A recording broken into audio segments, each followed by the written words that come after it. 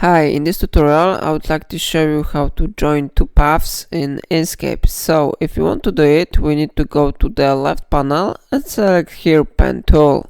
After that we need to draw a first path, so for example it will be something like that, and then we go to selector tool. Now we need to click on pen tool again and create a second path, so for example it will look like that.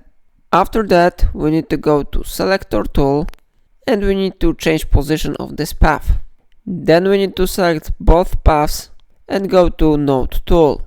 Now you need to select nodes that you want to connect, so I click on this node and I press and hold shift and select this one node.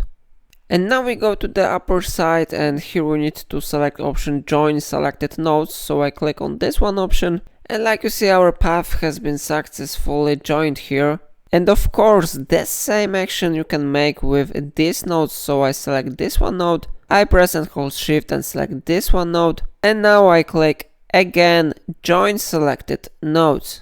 Okay, and our paths have been successfully joined here. If I helped you to join two paths in Inkscape, remember to like this tutorial and subscribe my channel because it really supports my work. And that's all, thank you for watching.